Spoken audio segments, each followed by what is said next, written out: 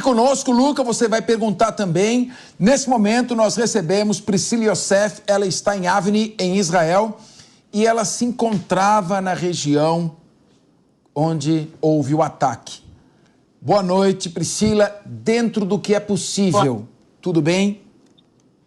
Boa noite, doutor. Sim, tudo bem. Eu estava aqui escutando, né, as perguntas e os comentários. Se você me permitir, eu gostaria também de complementar. Gostaríamos sim. O país inteiro aqui em Israel está tenso, né? A gente está muito feliz que esses reféns estão voltando, mas a tensão ainda existe. Primeiro porque fazer um acordo com um grupo terrorista não é fazer um acordo com um grupo normal, né? Vocês falavam agora dos traumas, né? O país inteiro vai ter trauma, tá? Quem perdeu parentes, quem foi sequestrado e quem não teve nada a ver com isso diretamente também vai ter trauma. Todos teremos, porque é um país muito pequeno. Somos 9 milhões de habitantes, sendo 7,5 mais ou menos de judeus, tá? E todos aqui estão sofrendo com tudo isso que está acontecendo, né? Eu mesma tive perda na família, de parente que foi assassinado pelos terroristas.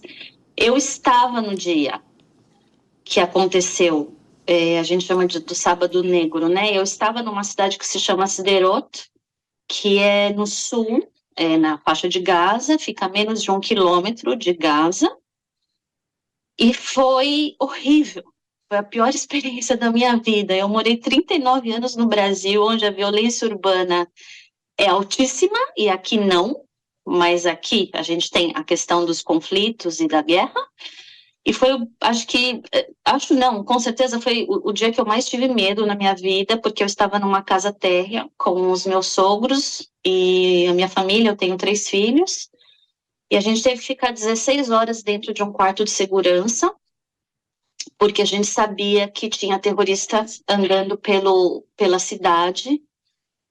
Inclusive, os meus filhos estavam dormindo na casa dos primos, um edifício, que fica a 4 minutos de carro de onde eu estava. E quando começou esse bombardeio, a gente não deu muita importância, porque infelizmente nessa cidade sempre tem bombardeio. O Hamas sempre ataca, mas sempre existiu um motivo. Matamos um terrorista, então a cidade era atacada. Destruímos um depósito de munição, eles atacavam. Então não tinha nada acontecendo naquele dia, então não tinha motivo. E o meu marido foi buscar os meus filhos no sábado de manhã, nesse edifício, né? Graças a Deus ele conseguiu voltar. A gente não sabia que tinha terrorista, porque as informações chegavam muito desencontradas, demorou muito para todo mundo se dar conta do pesadelo que estava acontecendo. Ninguém acreditou naquilo, né? Enfim, eles voltaram para casa e alguns minutos depois a minha cunhada me ligou dizendo que tinha terrorista dentro do prédio dela. 5. Né, que foram abatidos pelos policiais, pelo exército. Eu tive 4, infelizmente, enterros para ir, 3 da mesma família e um de uma amiga querida. Então, aqui Israel, como é um país muito pequeno, e a comunidade também, né, a questão do DNA, né, dos judeus, de um ajudar o outro, a gente se sente muito família um do outro. Inclusive, eu vi que uma das sequestradas, que graças a Deus foi libertada e está voltando, é daqui da minha cidade. Com certeza vai ter festa aqui na cidade, com certeza quando ela puder voltar com a filha dela, ela vai ter muita visita de gente que ela nunca viu na vida. Eu mesmo gostaria muito de ir lá, mas a gente sabe que isso vai demorar um pouco, tá? Vocês estavam falando desse processo, né, da estrutura que o país está recebendo. Nossa, é uma coisa assim surreal, né? Ontem eu vi a entrevista do Ministério da Defesa explicando como seria. Então, eles foram recebidos agora e eles passaram não só por uma avaliação médica, mas passa por uma avaliação também psicológica. Muitos deles são quase 50 dias ali, eles não sabem o que estava acontecendo aqui. E alguns deles não sabem que eles perderam ainda mais familiares, eles não têm noção, eles ficaram lá. No dia 7, eles foram levados. Eles não sabem de tudo que aconteceu até agora. Quantas pessoas morreram, os atentados, nada. Eles vão saber isso agora. Então, eles vão receber esse atendimento psicológico. Eles vão ser levados para o hospital mais próximo, que fica na cidade de Beersheba. Eu vi, inclusive, que para as crianças foram comprados brinquedos, livrinhos, as mulheres também vão ser recebidas com muito carinho, muito respeito. Tem muitas senhoras ali, né, de idade que a gente viu. Então, eles vão demorar para voltar para casa deles, de fato. Isso não vai ser assim hoje, entendeu? Eles vão passar por um processo de readaptação para poder voltar para casa. E, com certeza, isso é 100%, 150%, eles vão ter todo o apoio, não só psicológico, médico, possivelmente até financeiro, para que eles possam voltar para uma vida o mais normal possível. Eu não digo que eles vão se recuperar 100%, porque isso é muito difícil. Vocês não têm noção do que foi viver aqui nesses dias. Vocês estão acompanhando na televisão, com os repórteres, eu sei, mas não dá para vocês sentirem o que é aqui. A minha cidade, ela fica mais ou menos uns 50 quilômetros aproximadamente da faixa de Gaza.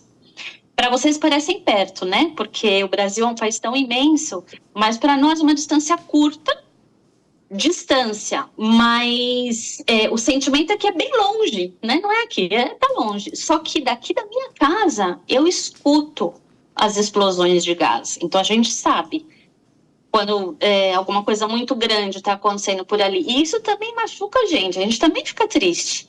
Eu fico muito angustiada e decepcionada quando eu vejo esses protestos, até no Brasil, de pró-Hamas ou pró-Palestina, as pessoas não têm um conhecimento de como é realmente isso, o que é esse conflito, o que ele representa, porque da nossa parte, aqui em Israel, a gente não quer que essas pessoas morram, tá? O Hamas, que é o Ministério da Saúde, que informa a quantidade de mortos, eu não acredito no número deles, não dá para acreditar em quem corta a cabeça de bebê. Eles falam em 10 mil. Não sabemos se é 10 mil. Pode ser até menos. Inclusive, hoje eu não sei se vocês já falaram disso, eu li um artigo que dizia que eles nem sabem onde estão as outras crianças. Então, peraí, eles conseguem contar quantas pessoas morreram e não conseguem saber onde estão 40 crianças que foram sequestradas, né? É uma incongruência, assim, muito grande, mas, de qualquer forma, a gente quer que isso acabe logo, para todo mundo. O que a gente mais deseja é que todos esses sequestrados voltem para casa vivos, porque existe um grande temor de que muitos deles já não estejam mais vivos, tá? Infelizmente, também a gente sabe que essas pessoas que foram para lá sequestradas, elas devem ter passado coisas horríveis, doutor Fernando, coisas horríveis. Alguns terroristas que foram capturados vivos aqui em Israel, eles foram interrogados, e no interrogatório eles foram questionados: o que vocês vão fazer lá em Gaza com as crianças sequestradas? Por quê? E eles falaram: elas vão ser estupradas. E as mulheres, elas vão ser estupradas. Priscila, então, eu ouvi, sim, inclusive, uma entrevista do pai da Shania Luke, que é aquela israelense alemã que aparece dançando com as amigas, alegres, contente, se divertindo numa balada, jovem, dizendo o seguinte: o que me conforma é que ela está morta. Se ela estivesse viva, eu não saberia o que está acontecendo com ela. E eu já tive uma viagem oficial a Israel, em Sderot. Eu visitei, acredite, uma creche que fica ali colada na fronteira com Gaza, e as crianças tendo que toda hora se recolher a bunkers quando vinham os mísseis. Realmente é uma situação terrível.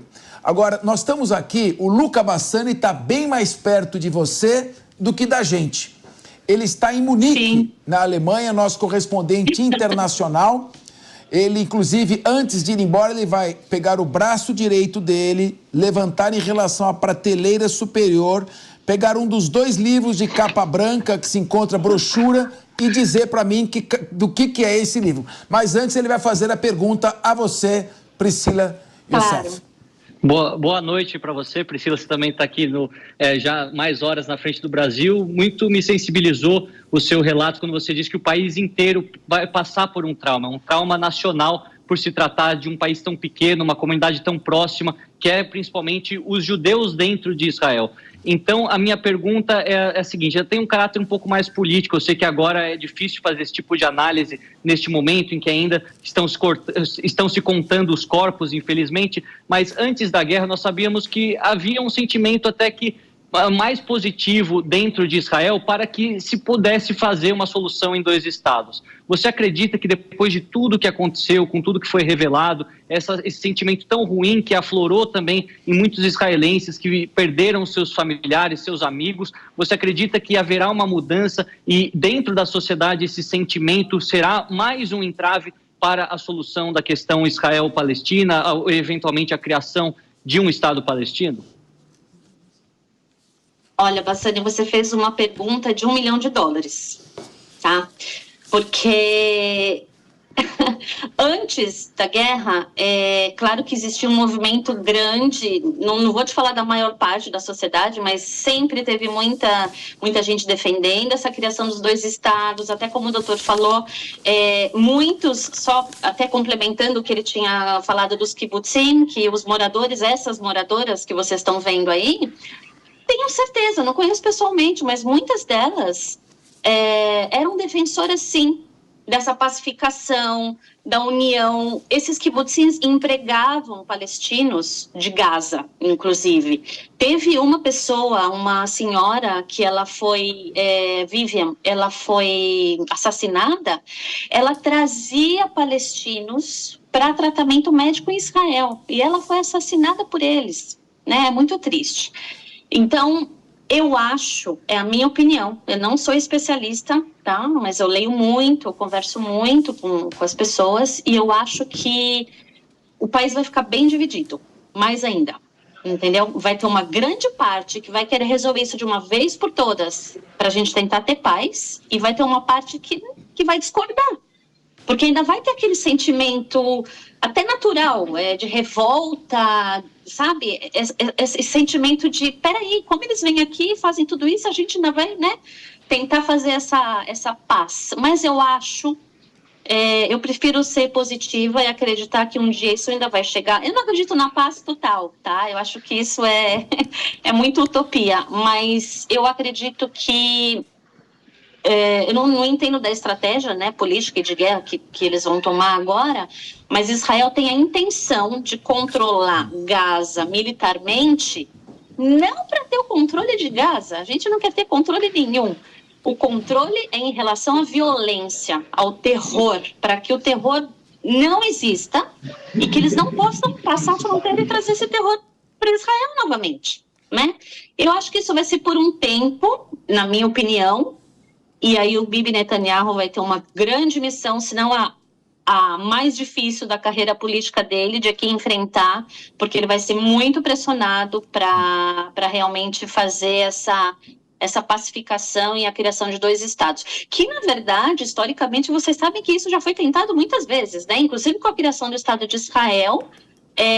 Israel ficou com 55%, se eu não me engano, e o restante seria deles. Eles falam, não, a gente quer tudo. Se não for tudo, a gente não quer, e aí no dia seguinte, né, Israel foi invadido. Então, exato, essa história de, como que eles falam? From the river to the sea, é pegar o país inteiro. Então, ou eu tenho tudo ou eu não tenho nada. Então, vai ser difícil. Vai ser muito difícil. Por isso que eu falo, eu prefiro ser positiva, otimista, acreditar que isso vai acontecer, mas acho que do lado de lá também vai ser complicado. Sim. Entendeu?